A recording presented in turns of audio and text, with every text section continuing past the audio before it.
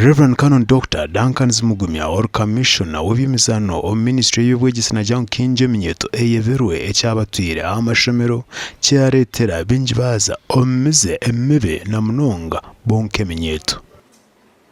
And I've come to tell you that the devil is not happy with what you have achieved. We are fighting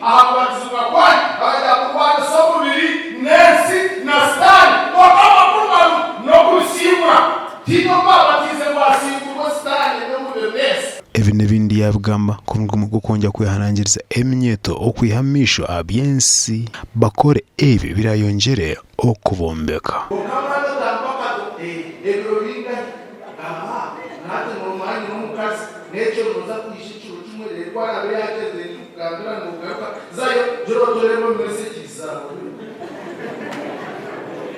Ogona nagira ngo n'umuga gogo omuntu we n'omukuru okongera kuhabura okuhumuriza n'okuheereza obutumwa bw'okwombeka omunyeto abokuba niyo ekine hati amani omukusha bw'okuona yagaruka yarahiza n'abebembezi abatorinwe kandi yabashaba okuba ekyokureeberaho.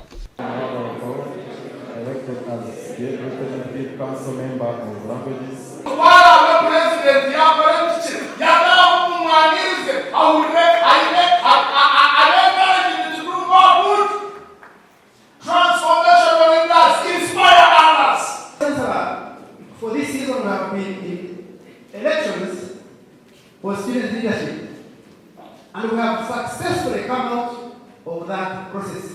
Twaza akashozi katojo akanisa ya St. John Biharo erikwebemba Reverend Nathan Kavundo nkomurisa erizoba oburisa bwaje kuzikiro kya Mariamu bakosa Sunday erizoba okonja kutongoza project erayongere okwatira kanisa na munonga cyaye kakwebisaho batari kurebera ombikebwayo bya buri Sunday.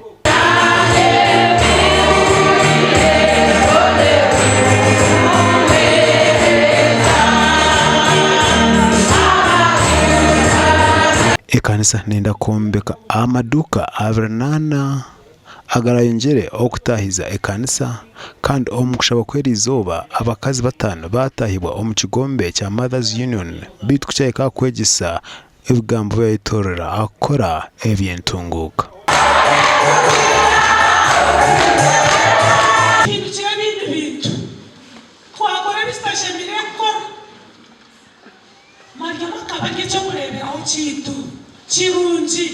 Chirunji kongabishe nito bakazi turiyo ntwombeka abokuba rihanga ariyo muhezi kitekateka kugira obusaba dikoni ntwombeka twineho amaja gutwatandikire kwombeka kandi nk'abakyara tworekerere kantini y'abakyara aha buri sobu baneyombekwa netahiza abakyara ntunguka no turiyo ntwombeka ebyo kutahiza ekanisa ya Kristo nka amaduka no hatobwe egitugihereze tuhereze kwombeka edukeji nubwo arabeta kahwire konka tutekateka ngo ombwire buce tugiheze kandi kireki cyerekerire okugumiza muno gukora umurimo ogu abo kuba ntwenda ngo twombeke amaduka 28 omwanya ogu agakubasa futahiza oburisa bwitu bwa harwe.